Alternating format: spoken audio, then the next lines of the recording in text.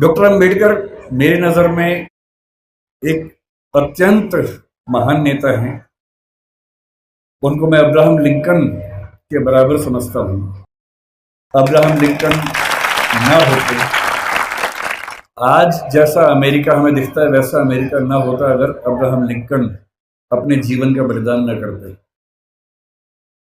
1776 में अमेरिका आज़ाद हुआ, या कह सकते हैं कि 1787 के आसपास उसका संविधान पूरा लिखा गया। लेकिन वहां आज़ादी मिलने के बाद भी जो वहां के दास थे, स्लेव्स थे, उनको आज़ादी नहीं मिली थी। उनकी आज़ादी लगभग 90 साल के बाद हुई, 1860 के दशक में हुई।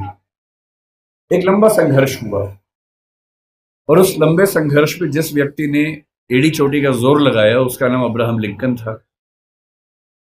लिंकन के खिलाफ अमेरिका के बहुत सारे लोग थे, पर वो अड़ गया और अंत में उसने संविधान में संशोधन करवा के, जिसको हम अमेरिकी संविधान का 13th अमेंडमेंट कहते हैं, वो पारित करवाया। और जिसके बाद से वहां दास व्यवस्था समाप्त हुई। उसकी कीमत यह है कि उसके कुछ ही समय के बाद अब्राहम लिंकन की हत्या हुई, लेकिन वो अपने जीवन की बलि देकर कम से कम अमेरिकी समाज के एक बहुत बड़े हिस्से को आजाद करवा के चले। अम्बेडकर जी कहते थे कि जिंदगी बहुत लंबी होने का मतलब नहीं, जिंदगी महान होनी चाहिए। और महान जीवन का मतलब ये होता है कि सफल होना तो बहुत छोटी बात है। डॉक्टर अंबेडकर हमारी संविधान सभा के वो मेंबर थे जो सबसे ज्यादा पढ़े लिखे थे। एक ऐसा व्यक्ति जिसने पीएचडी भी 3 कर रखी हो और चौथी बाद में और उनको मिल गई हो। पूरी संविधान सभा में हमें इतना वेल रेड, इतना पढ़ा लिखा व्यक्ति नजर नहीं आता है। कुछ लोग कहते हैं कि संविधान सभा में उनकी भूमिका बहुत छोटी सी थी, नगण्य थी, क्योंकि उन्होंने संविधान लिखा नहीं था, उन्होंने संविधान की प्रारूप समिति की अध्यक्षता की थी। ये बात ठीक है कि वो प्रारूप समिति के अध्यक्ष थे, लेकिन संविधान सभा के एक मेंबर थे टीटी कृष्णमाचारी। उन्होंने एक बड़ी खूबसूरत बात कही कि संविधान सभा की प्रारूप समिति में कुल 7 मेंबर थे, जिनमें से एक ने ज्वाइन ही नहीं किया, एक बीमार पड़ गए, 2 दिल्ली के बाहर थे, एक देश के बाहर चले गए, एक ने इस्तीफा दिया, तब दूसरे मेंबर को लेके आए। और कहने को 7 मेंबर थे, लेकिन दरअसल केवल एक व्यक्ति के हाथ में ड्राफ्टिंग की सारी जिम्मेदारी आई, और ये कथन टीटी कृष्णमाचार्य ने संविधान सभा के भीतर दिया।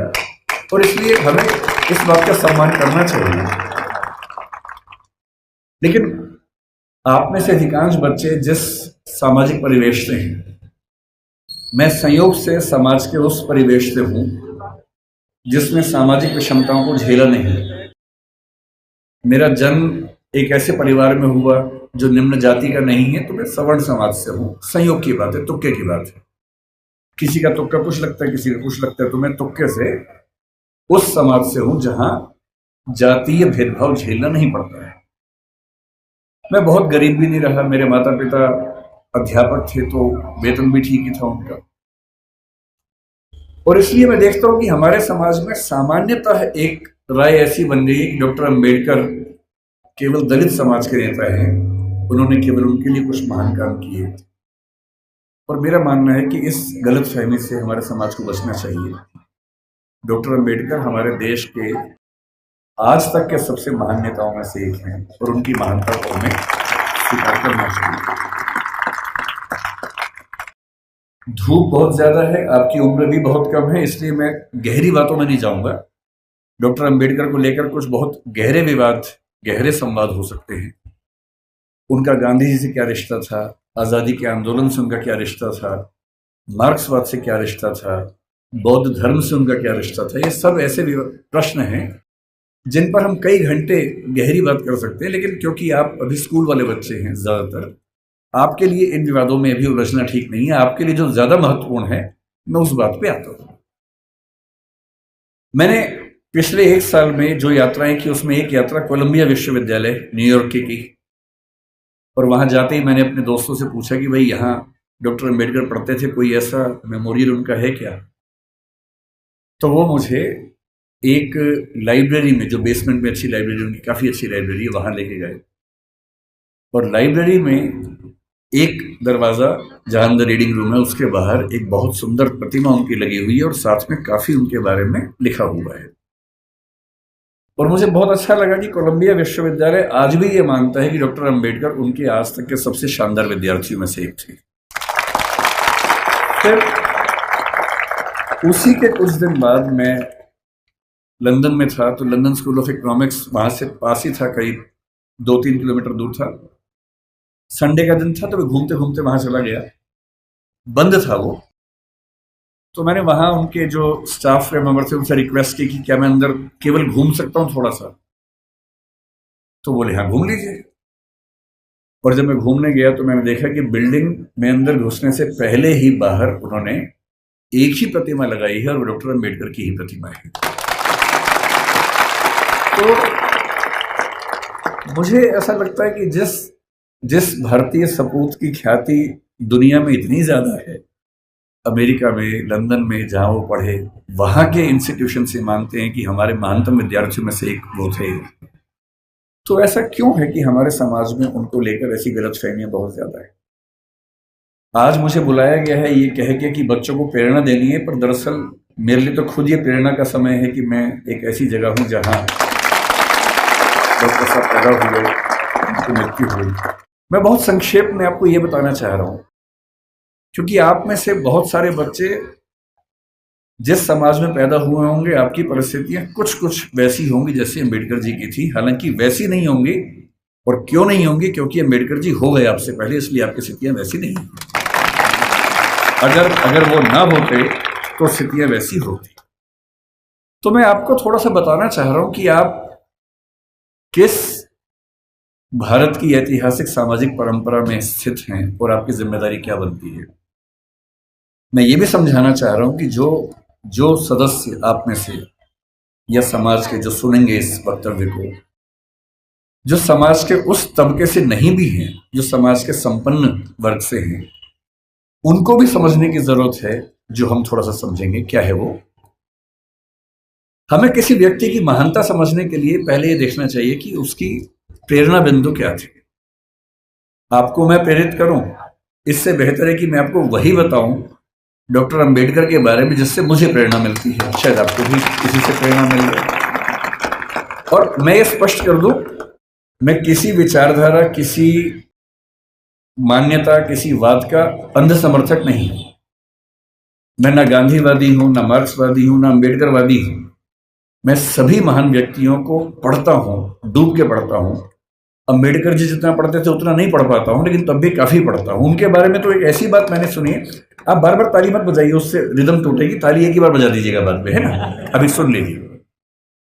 मैं कल जब इंदौर आ रहा था, फ्लाइट में था, तो मैंने कुछ वीडियोस डाउनलोड किए हुए थे अम्बेडकर जी के बारे में, ये सोच के कुछ नया पढ़ने को मिले, कुछ नया सुनने को मिले, तो मुझे भी तो प्रेरणा मिले।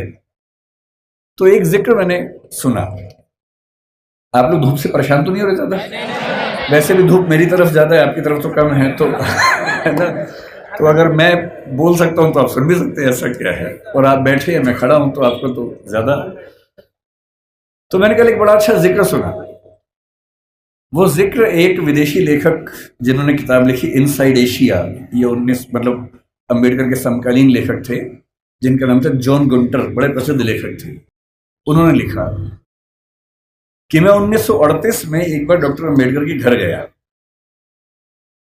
और मैं दंग रह गया। उनकी लाइब्रेरी में किताबें गिनने लगा, तो उसके बाद पता लगा कि उनके पास उस समय 8000 किताबें थी। ताली नहीं बजानी है, नहीं, सुनना है, केवल सुनना है। 8000 किताबें थी। और जिस दिन डॉक्टर अम्बेडकर की 1956 में 6 दिसंबर को मृत्यु हुई, मैं जिस चीज से सबसे ज्यादा उनका प्रशंसक हूं, उस दिन उनके पास 35,000 किताबें थी। मैंने अरस्तु के बारे में सुना है, जो ग्रीक फिलॉसफी का सबसे महान चिंतक या सबसे महान चिंतकों में से एक हुआ। उसने अपने जीवन में 3000 पुस्तकें लिखी। हालांकि वो अधिकांश पुस्तकें बहुत छोटी हैं, 2 पृष्ठ, 4 पृष्ठ, 5 पृष्ठ की हैं। मैं दंग रह जाता हूँ। मेरे पास डॉक्टर अम्बेडकर का पूरा साहित्य है, वो 21 किताबों में आता है। और जब मैं उसको उठा के 5-7 दिन पहले जब पता लगा यहाँ आना है, तो मुझे लगा मैं एक बार रेफरेंस के तौर पर फिर से देख लूँ। इतना मोटा बंडल है उन किताबों का जो डॉक्टर अम्बेडकर ने केवल अपने 65 साल के जीवन में लिखी है। उनको समय कम मिला, ये ईश्वर या नियति की क्रूरता है कि उनको समय कम मिला।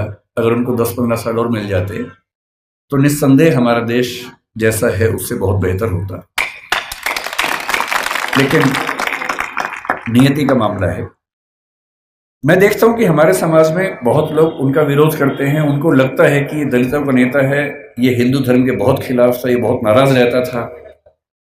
लेकिन उन्होंने उन परिस्थितियों को, उस बैकग्राउंड को देखा नहीं जो आज मैं आपसे डिस्कस करूंगा। आपने सुना होगा जरूर, नहीं सुना तो आप सुन लीजिए और फिर तुलना कीजिए कि आज आप जहां हैं क्यों वहां हैं।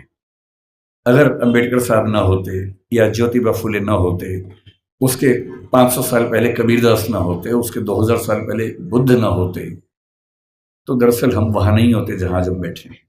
क्या उन्होंने क्या झेला अंबेडकर जी ने? क्योंकि आप बच्चे हैं इसलिए मैं वही सी चीजें बताऊंगा जो आपको थोड़ा सुन के समझ में आएंगी और प्रेरणा मिलेगी आपको। जब वो 6 साल के हुए, यहीं पैदा हुए, यही उनका घर है, मुझे बताया गया इसी घर में उनका जन्म हुआ। आप लोग कितने सौभाग्यशाली हैं कि आप यहाँ आते हैं। मैं तो पहली बार जीवन में आया हूँ। कुछ दिन पहले इंदौर पहली बार मैं आया था, 1 साल पहले। मुझे ये नहीं पता था कि इतना पास में वो जगह है, वरना मैं उसी दिन आता। तो मुझे बड़ा आश्चर्य हुआ कि मैं इंदौर तक आया भी और मुझे पता नहीं चला। तो जब वो पैदा हुए इसी जगह है, क्योंकि उनका सौभाग्य था कि वो एक सूबेदार के बेटे थे, इसी सेना में काम करने वाले। मुझे आज पता लगा कि MHOW क्यों कहते हैं, मिलिट्री हेडक्वार्टर्स ऑफ वार उसका नाम था। मैं परेशान था कि महू की स्पेलिंग MAHU क्यों नहीं है, MHOW क्यों है। तो आज पता लगा नहीं, वो एक एक्रोनिम है, उसकी फुल फॉर्म एक है। वो जिस समाज में थे उस समाज के बच्चे स्कूल में नहीं पढ़ते थे, उनको पढ़ने की अनुमति नहीं थी। पर क्योंकि वो सूबेदार के बेटे थे, और सूबेदार एक कमीशन पद होता है सेना में, बड़ा पद होता है, तो इतना हो गया कि उनको स्कूल जाने का मौका मिल गया। पर उनकी मां को, आदरणीय भीमाबाई जी को अच्छे से पता था कि जब बच्चा स्कूल जाएगा तो इसके साथ बहुत बुरा बर्ताव होगा, जिसको आपकी भाषा में बुलिंग कहते हैं, आजकल के बच्चों की भाषा में बुलिंग कहते हैं, उसका खतरा था। और माताओं को, पिताओं को बहुत चिंता होती है कि हमारे बच्चे के साथ स्कूल में ज्यादती ना हो, बदतमीजी ना हो। कल को आप भी पेरेंट्स बनेंगे, आप भी इस दर्द से गुजरेंगे। ऐसे कई बच्चे होते हैं, कोई फिजिकली उतना ठीक नहीं है, कोई मेंटली उतना ठीक नहीं है। जब वो स्कूल जाते हैं बच्चे, एक तो पहले वो पीड़ित है, उसके बाद स्कूल के बाकी बच्चे उनका मजाक बनाते हैं, चिढ़ाते हैं। पेरेंट्स को इतना दर्द होता है इस बात से, लेकिन क्या करें। तो उनकी माता जी ने, भीमाबाई जी ने कहा कि देख बेटा, स्कूल जा रहा है, पहले ही समझा रही हूं, बहुत बुरे अनुभव होंगे, लड़ना मत, झगड़ना मत, विद्रोह करके छोड़ मत देना, क्योंकि पढ़ाई करोगे वो अकेला रास्ता है कि कुछ बड़ा कर पाओगे जीवन में, वरना कोई दूसरा रास्ता नहीं है। इस बात को उस छोटे से बच्चे ने मन में बिठा लिया। वो स्कूल गया। उस स्कूल में पहली बार कोई ऐसा बच्चा आया था जो समाज के अछूत कहे जाने वाले समुदाय का हिस्सा था। जो बाकी बच्चे थे बुरे नहीं थे, पर वो भी अपने अपने घर से सीख रहे थे, अपने समाज से सीख रहे थे। उनको ये पता था कि ऐसे बच्चों के साथ नहीं बैठना है, दूर रहना है। तो व्यवस्था हुई कि वो स्कूल में क्लास के सबसे अंत में, जहां सारे बच्चों के जूते चप्पल रखे हैं, उसके पड़ोस में एक दरी छोटी सी बिछा के बैठेंगे और दरी भी खुद लेके आएंगे ताकि स्कूल में कोई और व्यक्ति अपवित्र ना हो। अब सोच के देखिए, इमेजिन कीजिए उस बच्चे की हालत कि एक बच्चा है, अपने घर से दरी लेके आता है, क्लास के अंत में जहां जूते चप्पल रखे उसके पास में बिछाता है, बैठता है, बाद में लेके जाता है। उसके साथ कोई खाना भी नहीं खाता है, तो वो दीवार की तरफ चेहरा करके अपना भोजन करता है जो घर से लेके आया था। उसको पानी पीने की अनुमति नहीं है। आपने ये सब नहीं झेला होगा, उस बच्चे का सोचिए। याद से केवल और केवल 110 साल पहले की बात मैं कर रहा हूं, बहुत पुरानी बात नहीं है, 115 साल पहले की बात। उस बच्चे को पानी पीना है और स्कूल में पानी की एक ही व्यवस्था है कि जो पानी का नल है या घड़ा है उसे वो नहीं छू सकता। तो एक चपरासी है जो उसको दूर से पानी देगा तो वो पिएगा, वो घड़ा नहीं छू सकता है। और ये बात कोई और नहीं कहा है, डॉक्टर अंबेडकर ने खुद अपनी आत्मकथा लिखी है। वो उस समय छप नहीं पाई थी, छपी 1990 के आसपास है। अंग्रेजी में उस आत्मकथा के कुल 6 अध्याय हैं। उसका नाम है वेटिंग फॉर ए वीजा। ये उन्हीं की पुस्तक है। उसमें केवल 6 अध्याय हैं, जिनमें से 4 अध्यायों में उन्होंने अपने अनुभव बताए हैं और 2 में बाकियों के अनुभव बताए हैं। और जो पहला अनुभव है वो यही अनुभव है। और वो साफ लिखते हैं कि अगर किस दिन बच्चों, अभी मैं जानता हूं आप बहुत बेचैन हो गए, शरारत करने का मन भी होगा, लेकिन जिनकी बात चल रही है ना उनके सम्मान में थोड़ा शांत रहें और सुने, है ना, समझिए उस बात। चंचलता इस उम्र में होती है, लेकिन थोड़ा सुन लीजिए, क्या हो गया, फायदा हो जाएगा, कुछ नया सीखोगे, है ना। आपकी उम्र से बहुत पहले अंबेडकर जी बहुत सीरियस हो गए थे, इसलिए वो अंबेडकर जी हैं। तो अब तो सीरियस हो ही जाना चाहिए। और जिस व्यक्ति की बात चल रही है उसका कितना एहसान है हम पे, आपके समाज पे विशेष रूप से, ये भी समझना चाहिए।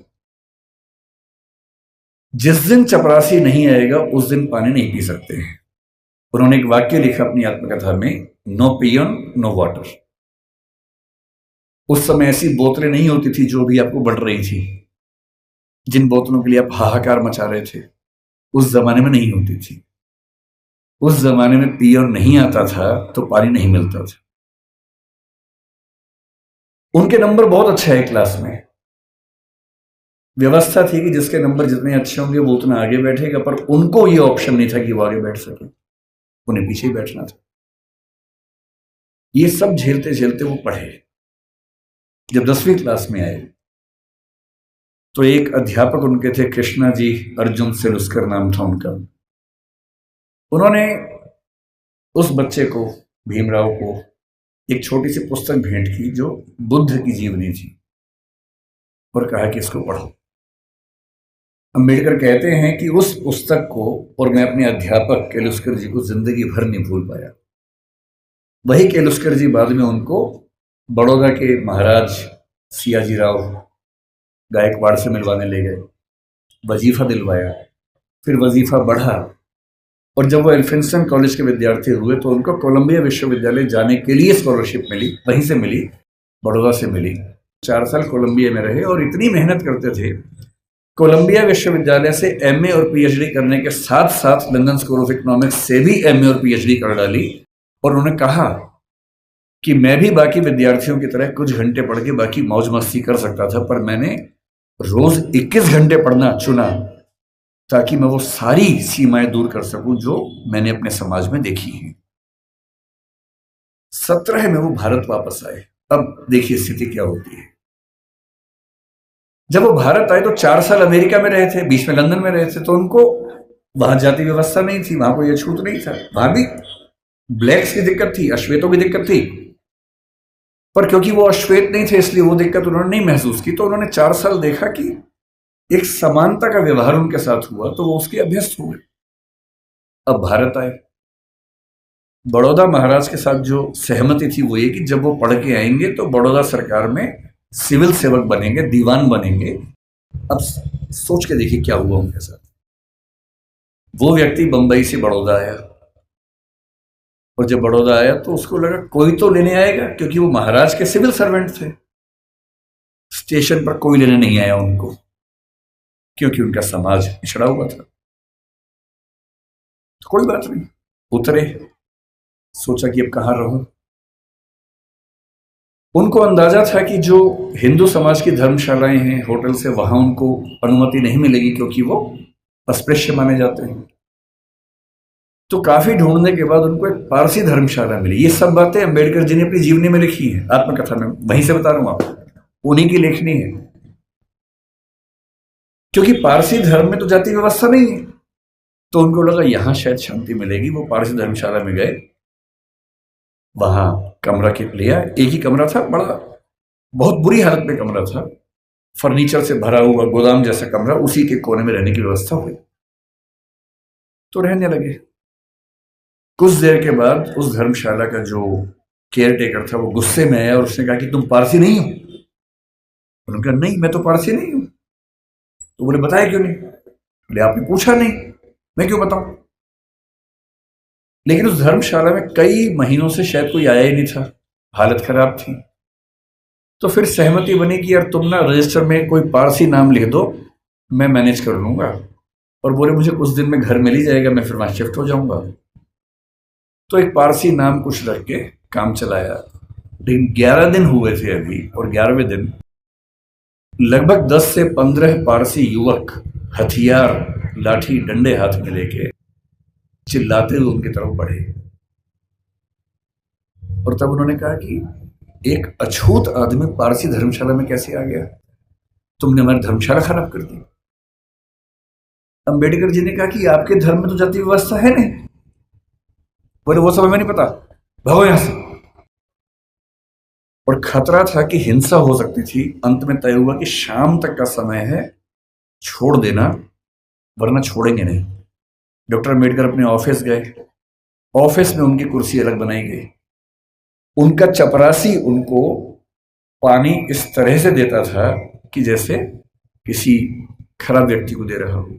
फाइलें फेंक के देता था ताकि छू ना ले।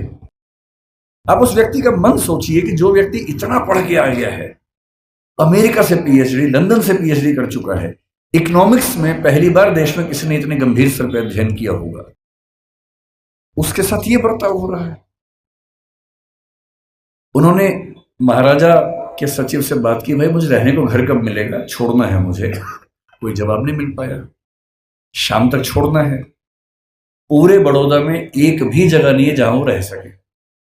अंतिम उपाय क्या किया? अपने एक हिंदू दोस्त से बात की कि भाई, जो दो दोस्त उनके बाहर से पढ़ के आए थे, एक हिंदू एक ईसाई, दोनों से बात की। हिंदू दोस्त से कहा ऐसा कि ऐसे ऐसे छोड़ना पड़ रहा है पारसी धर्मशाला, क्या मैं तुम्हारे घर रह सकता हूं? बहुत प्रगतिशील व्यक्ति था, पर उसने 2 मिनट चुप होकर बोला कि देख यार, मुझे तो दिक्कत नहीं है, पर मेरे यहाँ जो लोग काम करते हैं ना, वो सब काम छोड़ देंगे, क्योंकि तुम अगर रहोगे तो वो फिर सब खत्म हो जाएगा। तो बोले ठीक है, कोई बात नहीं। एक ईसाई दोस्त था, ईसाइयों में तो प्रथा नहीं होती है, उससे पूछा। उसने कहा यार, हूं तो मैं ईसाई, लेकिन कुछ पीढ़ी पहले हम हिंदू थे, तो हमारे परिवार में अभी तक वो संस्कार हैं, और मेरी पत्नी इस बात से भड़क जाएगी कि आपने एक अछूत को अपने घर में कैसे बुला लिया। और तब डॉक्टर अम्बेडकर लिखते हैं अपनी आत्मकथा में, जो हिंदू समाज के लिए अछूत है वो पारसी के लिए भी अछूत है, वो ईसाई के लिए भी अछूत है। और यही मुंबई में सिडनेहम कॉलेज में जब वो प्रोफेसर बन के गए, वहां भी ये बर्ताव हुआ कि उनको पानी पीने की व्यवस्था अलग थी। सिडनेहम कॉलेज, जो कि बहुत प्रतिष्ठित कॉलेज है मुंबई का, एक बार घड़ा छू लिया तो घड़े को तोड़ा गया पवित्र करने के लिए। और तब उनको फिर ये लगा कि ये अलग अलग धर्म जो दावा करते हैं कि हम समानता वाले धर्म हैं, उन सबका ऐसा बर्ताव क्यों है। फिर एक घटना लिखते हैं अंबेडकर जी अपनी आत्मकथा में। एक बार वो नासिक से औरंगाबाद जा रहे थे निजी यात्रा पे कुछ दोस्तों के साथ। उन्होंने जानबूझ के सबसे कहा किसी को बताना मत, मैं नहीं चाहता किसी को पता लगे, निजी यात्रा रखेंगे इसको। रास्ते में दौलताबाद का किला पड़ा। दौलताबाद का किला ऐतिहासिक स्थल है, उनकी इच्छा हुई कि देखते हैं उसको। तो 7-8 दोस्त खूब धूल मिट्टी झेलते हुए वहां पहुंचे। किसी को बताया नहीं था। जब पहुंचे तो वहां एक पानी का हौद था जहां पर लोग हाथ मुंह धो लेते हैं। इन सब ने वहां पर हाथ मुंह धो लिया। इतने में वहां कुछ मुस्लिम युवक गुस्से में आए हथियार लेके। उनको किसी ने बता दिया था कि ये लोग अछूत समुदाय से हैं, और लड़ने लगे उनके साथ। अंबेडकर जी ने उनको समझाया, डांटा, कहा भाई तुम तो मुसलमान हो और तुम्हारा धर्म तो कहते कि हम सब बराबर हैं। वो बोले वो सब बेकार की बात है, तुमने हमारा ये अपवित्र कर दिया है। और हालत ये आ गई कि अंबेडकर जी को लगा कि अब हिंसा भी हो सकती है, और ऐसा ना हो कि कुछ बड़ा नुकसान हो जाए। किसी तरह से वहां से जान बचा के, हालांकि बाद में उनको देखने की परमिशन मिली, किला देखा, वापस आए। और उस दिन उन्होंने लिखा भी डायरी में, जो हिंदू पारसी ईसाई के लिए अछूत है वो मुसलमान के लिए भी अछूत है। आप अनुभव सोचिए उस व्यक्ति के, जिसको समाज के सब समुदाय गाली दे रहे हैं, इतना पढ़ने के बाद, जो बड़ौदा के राजा का सैन्य सचिव रह चुका है, जो व्यक्ति सेडेहम कॉलेज में असिस्टेंट प्रोफेसर रह चुका है, और वो लगातार कोशिश कर रहे हैं कि इस समाज के भीतर हमें एक्सेप्टेंस मिल जाए, हमारे समाज को एक्सेप्टेंस मिल जाए। उनके मन में आता नहीं होगा कि अगर वो वापस चले जाते इंग्लैंड, 1 साल के लिए फिर से गए भी थे, अगर वो चाहते तो अमेरिका में, इंग्लैंड में, दुनिया भर के सबसे अच्छे इंस्टीट्यूट्स में, यूनिवर्सिटीज में प्रोफेसर बन के शानदार जिंदगी गुजार सकते थे। क्या कमी थी उनके जीवन में? पर उनको एक बात हमेशा लगती थी कि अगर मेरे समुदाय में संयोग से मैं पढ़ लिख गया हूं, उनके परिवार के 14 बच्चों में वो 14वें बच्चे थे, और उनके खानदान का, उनकी जाति का, समुदाय का पहला बच्चा था जिसने 4th क्लास पास की थी। उनको एक ही बात लगती थी कि मैं अपनी जिंदगी तो शानदार बना के गुजार सकता हूं, बड़ी बात नहीं है। पर नियति ने, इतिहास ने मुझे एक ऐसा मौका दिया है कि यदि मैं अपने निजी सुख दुख भूल जाऊं और रात दिन 24 घंटे अपने समाज के विकास में ताकत लगा दूं, तो हो सकता है कि मेरी वजह से हजारों, लाखों, करोड़ों उन व्यक्तियों को बेहतर जिंदगी मिले जिनकी जिंदगी मानवीय जिंदगी तो नहीं है, कई मामलों में पशुओं से भी बदतर जिंदगी है। और इसीलिए मैं कहता हूं कि जो बोधिसत्व शब्द है वो दरअसल वैसे ही व्यक्तियों के लिए बना हुआ है। बोधिसत्व क्या होता है? महात्मा बुद्ध के बारे में कहते हैं कि जब उनको मोक्ष मिल गया, बुद्ध मानते थे कि जीते जी भी मोक्ष मिल सकता है, कहते हैं कि उनको मोक्ष मिल गया। और जब उनको मोक्ष मिल गया तो वो मुक्ति में जाके आनंद में रह सकते थे। पर उन्होंने कहा कि नहीं, इस समाज में, इस दुनिया में इतने लोग दुखी हैं, इतने लोग परेशान हैं। उनके अंदर बहुत करुणा थी। उनको लगता था कि जब तक दुनिया में एक भी व्यक्ति दुखी है, परेशान है, तब तक मैं अकेला मोक्ष लेकर क्या करूंगा। उन्होंने अपने मोक्ष को स्थगित कर दिया और कहा कि मैं लगातार प्रयास करूंगा कि मेरे साथ साथ सभी को मुक्ति मिले। और तब से बुद्धिज्म में कंसेप्ट आया कि जो व्यक्ति अपनी मुक्ति के लिए अर्ह है, एलिजिबल है, उसके बाद भी मुक्त नहीं होना चाहता, क्योंकि वो चाहता है कि मैं सबको मुक्त करके मुक्त होऊंगा, उसको बोधिसत्व कहते हैं। और इस समाज में यदि कोई सच्चा बोधिसत्व हुआ है तो वो डॉक्टर अंबेडकर हैं। इस बात को हमें ईमानदारी से मानना चाहिए। इतने बुरे अनुभवों से गुजरने के बाद इस व्यक्ति को गुस्सा क्यों नहीं आएगा? इस व्यक्ति के अंदर नफरत पैदा क्यों नहीं होती? ऐसा ही हुआ था 1848 में ज्योतिराव फूले के साथ। फूले अंग्रेजी माध्यम से पढ़े हुए व्यक्ति थे, और जब पढ़ाई खत्म हुई उनकी 1847 में, 1848 में उनके एक मित्र ने, जो कि उच्च जाति का था, कहा कि मेरी शादी है तो मेरी शादी में आना। इनको भी लगा ठीक है, चलता हूं। उसी शादी में चले गए। उस शादी में वो गए और दूल्हे के माता पिता ने जैसे ही देखा कि एक अवर्ण व्यक्ति विवाह में आ गया है, इतना खराब से उनको लताड़ा, इतना अपमान किया। और ज्योतिराव फूले कहते हैं कि वही मेरा टर्निंग पॉइंट था।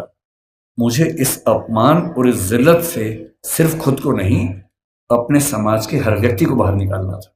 और इसलिए 1848 में उन्होंने पहली बार लड़कियों का स्कूल खोला, अपनी पत्नी को पढ़ाया, देश के इतिहास में पहली बार लड़कियों की पढ़ाई लिखाई की व्यवस्था की। आज ये जो बच्चियां बैठी हैं, अगर फूले न होते तो आज आप घर के अंदर चौका कर रही होती, चूल्हा चौका कर रही होती, यहाँ ना बैठी होती। इसलिए जिन व्यक्तियों की वजह से हम अच्छा जीवन जी रहे हैं, उनके प्रति कृतज्ञ होना हमारा धर्म है, हमारी जिम्मेदारी बनती है। इतनी खराब परिस्थितियों के बाद जो व्यक्ति इतना आगे बढ़ा, उसने देश के लिए क्या क्या किया, हल्का सा अंदाजा ये भी आपको। जो लोग कहते हैं कि उन्होंने केवल दलित समाज पर कल्याण किया, वो बहुत छोटी बात कहते हैं। वो तो किया ही। उन्होंने महाड़ सत्याग्रह किया, उन्होंने पानी के लेकर खूब सत्याग्रह किया, मंदिर प्रवेश को लेकर सत्याग्रह किया। जब उनको लग गया कि सबसे बात नहीं बनेगी, वो नाराज भी हुए। 1927 में उन्होंने मनुस्मृति दहन किया। 1935 में येवला में घोषणा की कि मैं पैदा हुआ हूं हिंदू धर्म में, लेकिन मैं मरूंगा नहीं हिंदू धर्म में। महात्मा गांधी ने उनसे निवेदन किया कि ऐसा ना करें। उसके बाद 21 साल तक वेट किया ताकि समाज अगर बदल सके तो मुझे इतना बड़ा स्टेप ना लेना पड़े। और 1956 में जब उनको लग गया कि मेरी मृत्यु नजदीक है और मैं अपने समुदाय को संशय में, दुविधा में न छोड़ के जाऊं, तो अपनी मृत्यु से केवल 1.5 महीना पहले 14 अक्टूबर के दिन उन्होंने बौद्ध धर्म को अपना लिया। ये तो एक पक्ष है उनके जीवन का, जो दलित समाज या अछूत समुदाय को मुख्य धारा में लाने के लिए उन्होंने किया। उनके जीवन का उससे बड़ा पक्ष जो मेरी नजर में है वो महिलाओं के बारे में। आपको अंदाजा नहीं होगा शायद, जब भारत का संविधान बना उन्होंने बहुत जिद की, और ये बात 1935-36 से ही शुरू हो गई थी, आजादी के बाद तक चलती रही, कि महिलाओं को बराबरी मिलनी चाहिए और महिलाओं को बराबरी देने के लिए यूनिफॉर्म सिविल कोड का आना बहुत जरूरी था, जिसको आजकल हम बोलते हैं समान नागरिक संहिता। ये यूनिफॉर्म सिविल कोड आज सरकार कह रही है कि हम लेके आएंगे। ये जिद जिस व्यक्ति की थी वो डॉक्टर अंबेडकर थे। उनको पता था कि जब तक सामाजिक कानून सभी धर्मों में पुरुष और महिला के लिए बराबर नहीं होंगे तब तक महिलाएं आगे नहीं बढ़ सकती हैं। और उन्होंने कहा था, मैं किसी समाज की प्रगति का अनुमान इस बात से करता हूं कि वहां महिलाओं की हालत कैसी है। अगर महिलाएं पढ़ी लिखी नहीं है, वो घर के अंदर बंद है, तो समाज कैसे प्रगति करेगा। वो नेहरू जी से लड़ गए। जिस सरकार में वो कानून मंत्री थे 1946 से 51 के बीच का जो दौर था, उन्होंने नेहरू जी से, जो प्रधानमंत्री थे, खूब झगड़ा किया कि यूनिफॉर्म सिविल कोड आप लेके आइए। उस समय नेहरू जी का मानना यह था कि 1951 के पहले आम चुनाव होने के बाद जनता से विश्वास लेने के बाद मैं लेके आऊंगा। और अंबेडकर साहब ने नाराज होकर इस मुद्दे पर देश के कानून मंत्री के पद से इस्तीफा दिया और एक भाषण दिया जिसमें कहा कि नेहरू जी ने अपने वायदे को निभाया नहीं है और महिलाओं की बराबरी के लिए जो प्रयास करना चाहिए वो प्रयास कर नहीं रहे। और फिर 1956 में उनकी मृत्यु होने से 1 साल पहले, 1.5 साल पहले, जो हिंदू कोड बिल था, Hindu code bill uniform civil code का एक बड़ा हिस्सा था जो हिंदू समाज के बारे में था, उसको 4 कानूनों के रूप में नेहरू जी ने पारित करवाया, जिसमें से एक हिंदू मैरिज एक्ट है, एक हिंदू सक्सेशन एक्ट है। और यदि आज हिंदू समाज की महिलाओं को वो सारे अधिकार मिल पाए हैं जो हिंदू पुरुषों को मिलते हैं, तो उसके पीछे जिम्मेदार सबसे बड़ा यदि कोई एक व्यक्ति है तो वो डॉक्टर अंबेडकर है। इसलिए भारत की महिलाओं को, आप जिस भी धर्म को मानते हो, मुस्लिम समाज पर यूनिफॉर्म सिविल कोड उस समय लागू नहीं करवा पाए वो, अब शायद वो भी होगा। और किसी भी समाज हो, हिंदू समाज हो, मुस्लिम समाज हो, कोई भी समाज, यदि उस समाज की महिलाओं के साथ बराबरी नहीं है तो राज्य की जिम्मेदारी बनती है कि वो कानून बनाकर बराबरी लाए। और ये विचार मुख्य रूप से अंबेडकर जी का ही था, जिसकी वजह से आज हम यहां खड़े हैं। तीसरी बात, लोग कहते हैं कि आजादी के संघर्ष में उन्होंने इतना साथ नहीं दिया। ठीक बात है, उनकी अपनी प्राथमिकताएं थी। 1942 से 46 तक जब स्वाधीनता संग्राम एकदम चरम स्तर पर था, वो वायसराय की काउंसिल में श्रम मंत्री थे या श्रम विभाग के प्रमुख थे। आज हम कहते हैं कि भारत में जो श्रम सुधार है, श्रम सुधार का मतलब किसी भी व्यक्ति को नौकरी पे रखेंगे तो कम से कम इतना वेतन देना ही होगा। न्यूनतम वेतन बोलते हैं, मिनिमम वेजेस बोलते हैं, प्रोविडेंट फंड बोलते हैं कि जब कोई व्यक्ति रिटायर हो तो उसको कितना पैसा मिलता है एक साथ। यदि कोई व्यक्ति 8 घंटे से ज्यादा काम करता है उसको अतिरिक्त वेतन मिलना चाहिए, ओवर टाइम की पेमेंट मिलनी चाहिए। ये सारे श्रम सुधार जिस व्यक्ति ने किए हैं भारत में, वो डॉक्टर अंबेडकर हैं। इसलिए वो जिम्मेदारी केवल दलित समाज की नहीं है, देश की सारी महिलाओं की भी है, देश के सारे मजदूरों और नौकरी करने वालों की भी है। इन सब के प्रति, सब ठीक है ना, इन सब के प्रति डॉक्टर अंबेडकर की भूमिका ऐसी है कि हम उसको भूल नहीं सकते। अंतिम बात, आपकी स्थिति को देखते हुए जल्दी खत्म करते, उनसे हमें क्या सीखना चाहिए, क्या सीखें उनसे? उनसे हमें मुख्य रूप से 3-4 बातें सीखनी है। उन्होंने कहा कि मैंने जो कुछ सीखा है 3 व्यक्तियों से सीखा है। बुद्ध से सीखा, कबीर से सीखा और ज्योतिराव फुले से सीखा। सच बात है कि उन्होंने अपनी माँ भीमाबाई से भी बहुत कुछ सीखा, क्योंकि माँ ने ही सिखाया था कि भूल के भी झगड़ा मत करना, पढ़ना।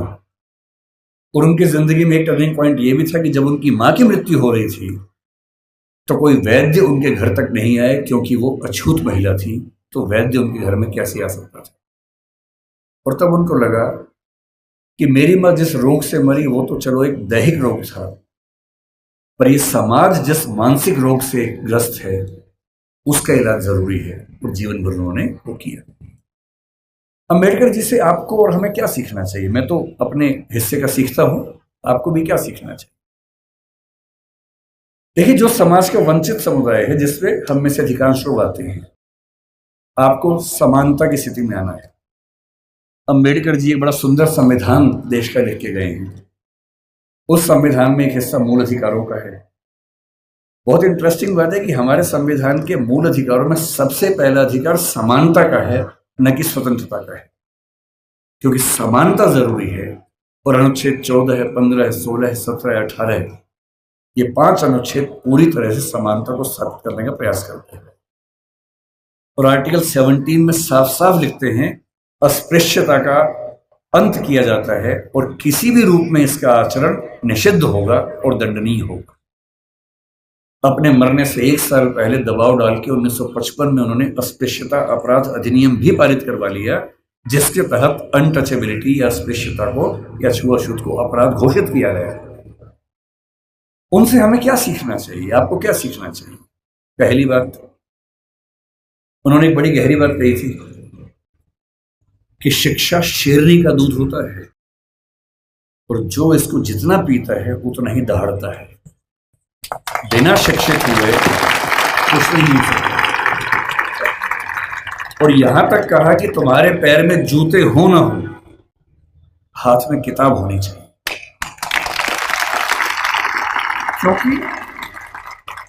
क्योंकि एक जीवन में अगर आप चाहते हैं कई जीवन के बराबर जिंदगी जी के आगे बढ़ना, उसका एक ही रास्ता है, किताबें, पढ़ाई। इसके उदाहरण खुद डॉक्टर अंबेडकर हैं।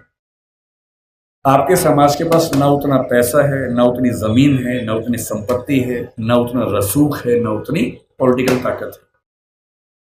जिन समुदायों, जिन परिवारों के पास ये सब नहीं होता, उनके पास आगे बढ़ना एक ही रास्ता बचता है, वो है शिक्षा, तालीम। और सोशल मीडिया ने एक अच्छा काम ये किया है कि अच्छी अच्छी पढ़ाई, अच्छे अच्छे अध्यापक अब आपके मोबाइल फोन की मदद से आप सबके घर के अंदर पहुंच चुके हैं। अब तो हमारे पास ये भी कहने को नहीं है कि अच्छे टीचर्स नहीं मिलते हैं।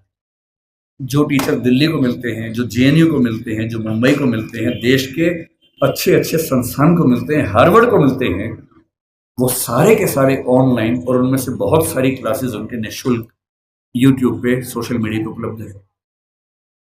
अगर आपके अंदर पढ़ने की जिद हो तो आज पढ़ना पहले की तुलना में बहुत आसान हो चुका है। असली बात है कि आपके अंदर वो जिद है या नहीं। दूसरी बात, मैं आईएएस के लिए पढ़ाता हूँ। दृष्टि नाम की संस्था हमारी है और हमारे बहुत सारे बच्चे आईएएस बनते हैं, जिनमें से बहुत अच्छा अनुपात उन बच्चों का है जो SC ST कैटेगरी से, OBC कैटेगरी से होते हैं। मैंने एक चीज देखी है, आपसे विशेष रूप से निवेदन कर रहा हूं।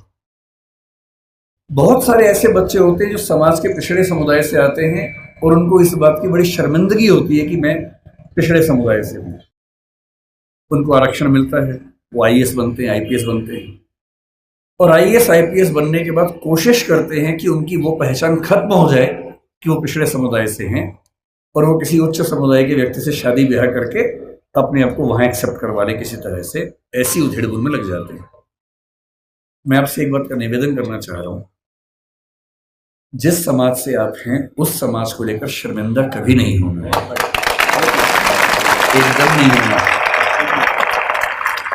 आप सिविल सेवक बनेंगे, नेता बनेंगे, पुलिस वाले बनेंगे, जज बनेंगे, जो भी बनेंगे, आपकी मुख्य जिम्मेदारी संविधान के प्रति है, अपने दायित्वों के प्रति है। एकदम ठीक बात है, उसमें कोई कोताही करने भी नहीं चाहिए।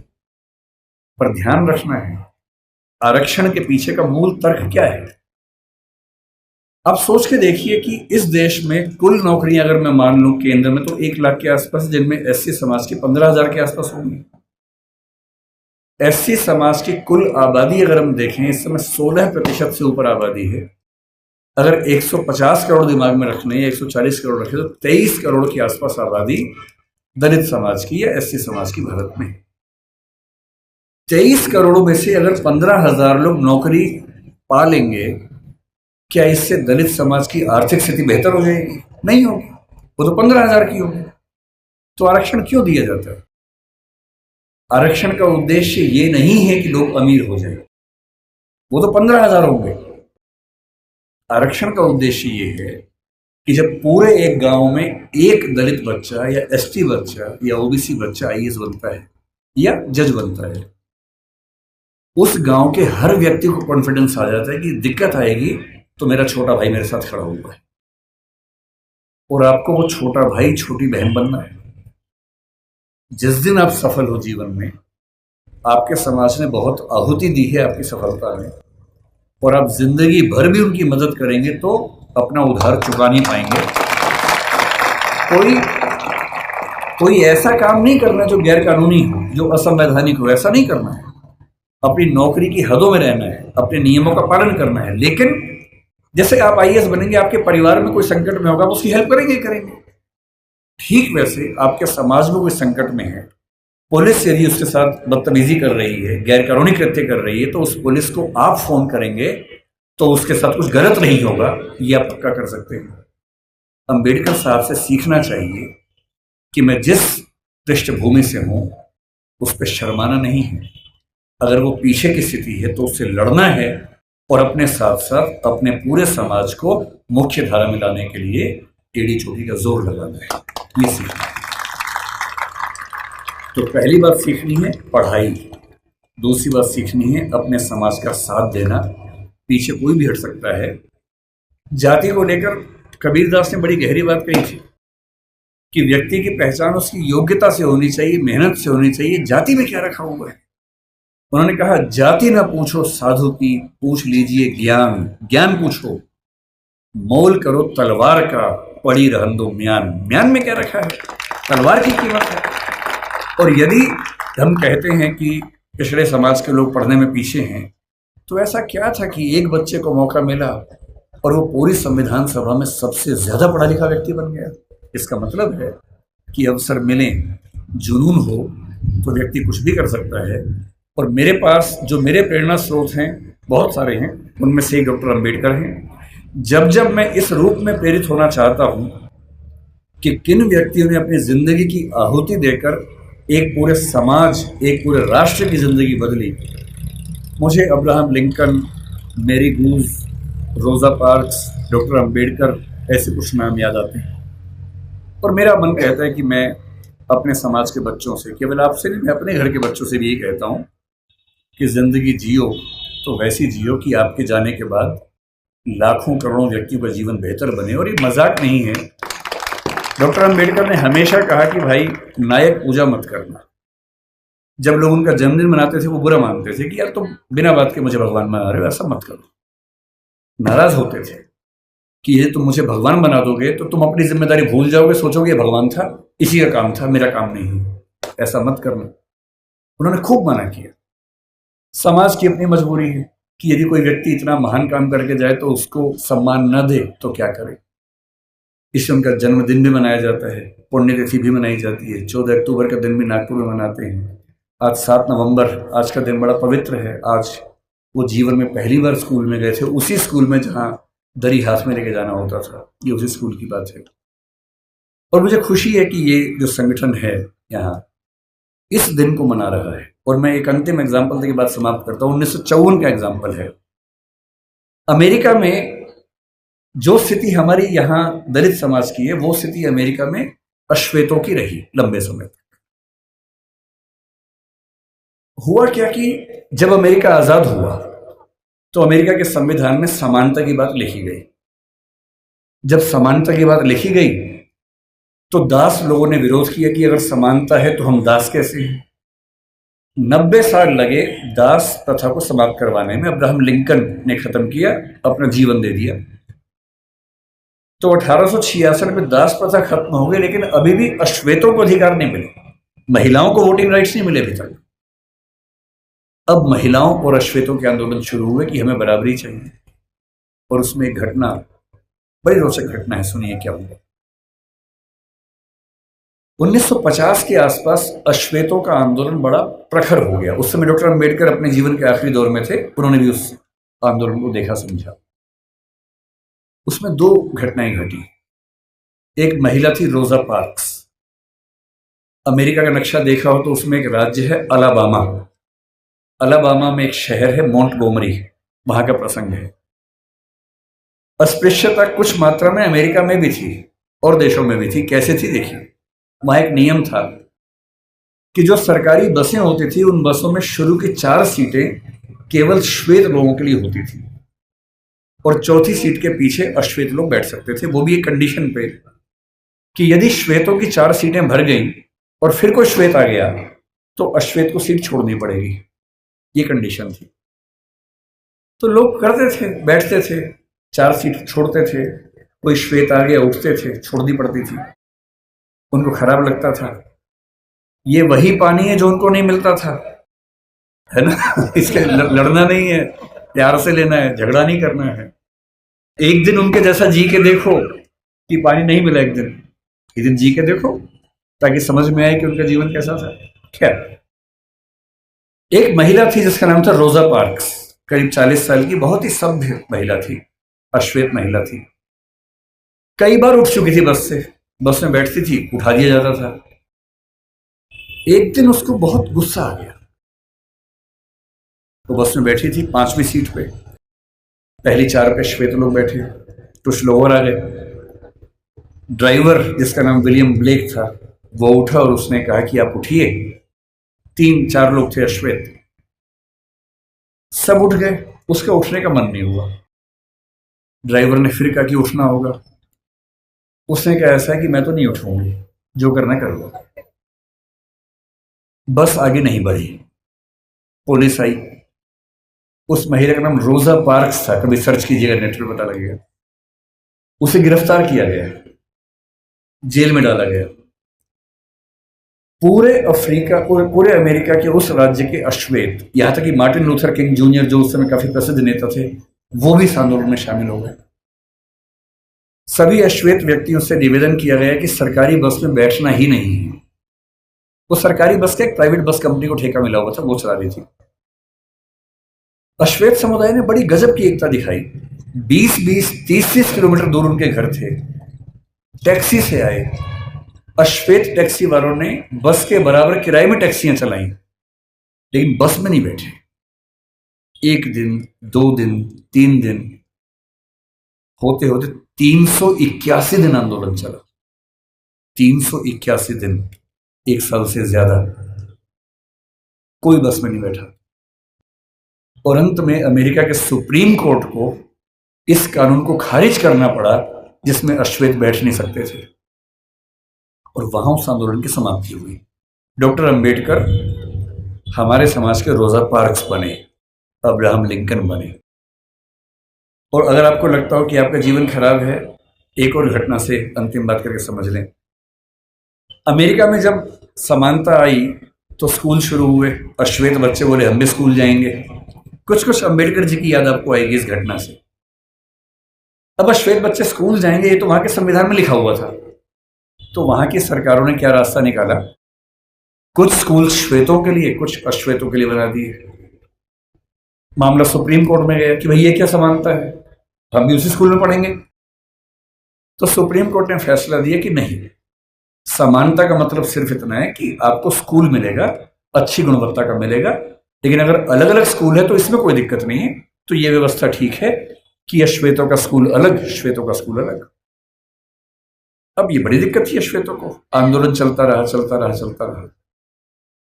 1954 में जब आंदोलन चल रहा था ये वाला, सुप्रीम कोर्ट अमेरिका का, उसको भी लगा कि अब समय बदल रहा है, और अमेरिकी सुप्रीम कोर्ट ने एक नया फैसला दिया, ब्राउन का मामला कहते हैं, और उसमें उसने घोषणा की कि समानता का जो 14th अमेंडमेंट की समानता उनके यहाँ है, उसके तहत समानता का सही मतलब ये है कि जिस स्कूल में श्वेत बच्चे पढ़ेंगे उसी स्कूल में, उसी क्लास में अश्वेत बच्चे भी पढ़ेंगे। ये 1954 में हुआ। अंबेडकर साहब 56 में गए, उनके सामने की बात है, 2 साल आखिरी थे उनके पास। अब जब ये हुआ तो अमेरिका में हंगामा हो गया।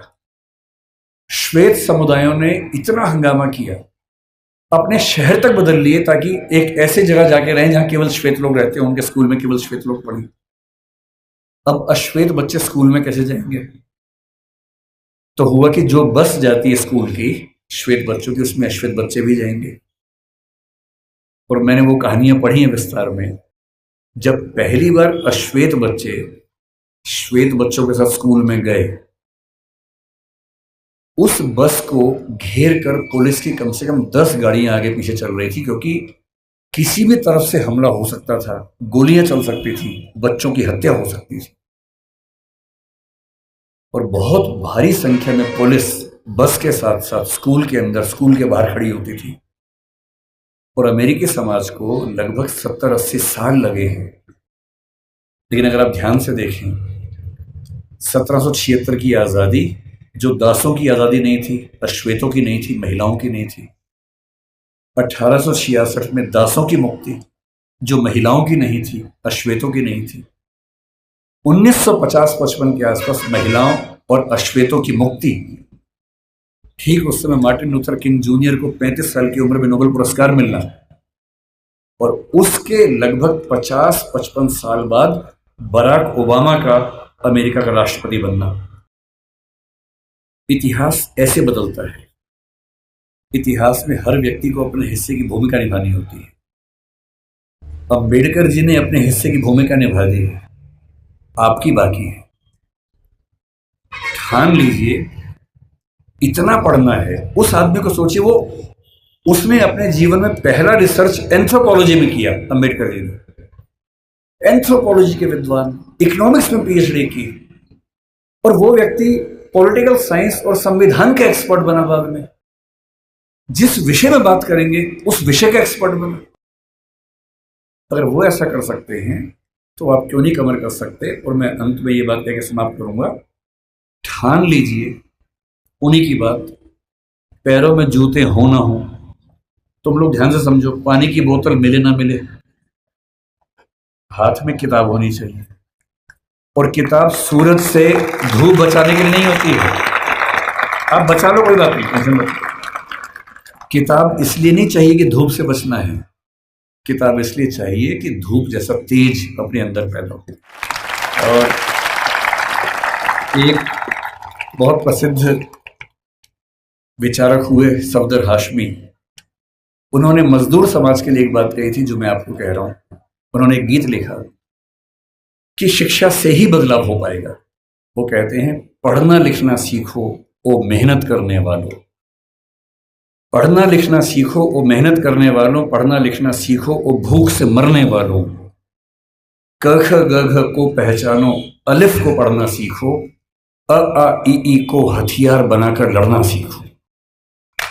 जो लड़ाई आप लड़ रहे हैं, उस लड़ाई में ना बंदूक चाहिए, ना तोप चाहिए, ना लाठी चाहिए, ना भाला चाहिए, डंडा नहीं चाहिए, किताब चाहिए, अक्षर चाहिए। और पढ़ना क्या है? हर चीज पढ़नी है। संविधान को घोट लेना है ताकि आपको पता रहे क्या अधिकार है। कानून को ठीक से पढ़ना है, सीआरपीसी, आईपीसी को ठीक से पढ़ना है ताकि कोई आपके खिलाफ ज्यादती न कर सके। हर नागरिक को पता होना चाहिए कि मेरे क्या अधिकार हैं और मैं राज्य से क्या उम्मीद कर सकता हूं। साहित्य भी पढ़ना है, और वो साहित्य देखना है जो साहित्य आम आदमी के पक्ष में है। वो साहित्य नहीं जो भव्य इमारतों के बारे में है। अदम गोंडवी जैसे साहित्यकार को पढ़ना है, कबीरदास को पढ़ना है जो समाज के आम व्यक्ति की जिंदगी को ठीक से समझता है, समझाता है। अदम गोंडवी ने आपके समाज के एक छोटे हिस्से के बारे में इतनी गहरी कविता लिखी, आइए महसूस करिए जिंदगी के ताप को, मैं चमारों की गली में ले चलूंगा आपको। ऐसा साहित्य पढ़ना है जो साहित्य समाज के उन वर्गों के बारे में है जिन्होंने जिंदगी की तलखी को, बुराइयों को, संघर्षों को सबसे ज्यादा सहन किया है, उनको पढ़ना है। तकनीक को पढ़ना है। डॉक्टर साहब ने कहा था कि जो समाज विज्ञान नहीं पढ़ता, ज्योतिबा जी ने भी कहा था, जो समाज विज्ञान नहीं पढ़ता वो कभी आगे बढ़ ही नहीं सकता। विज्ञान पढ़िए, तकनीक पढ़िए, आर्टिफिशियल इंटेलिजेंस पढ़िए, जो भी नई चीजें हैं जिनसे भविष्य में विकास होगा, उन सब में पढ़ाई करनी है। और जितना पढ़ने के बाद आगे बढ़ेंगे, बस ध्यान रखना है, आगे सिर्फ आप नहीं बढ़े हैं, आपका समाज आपके साथ आगे बढ़े, ये आपकी नैतिक जिम्मेदारी है। ये कह के मैं बात समाप्त करूंगा। बहुत बहुत धन्यवाद।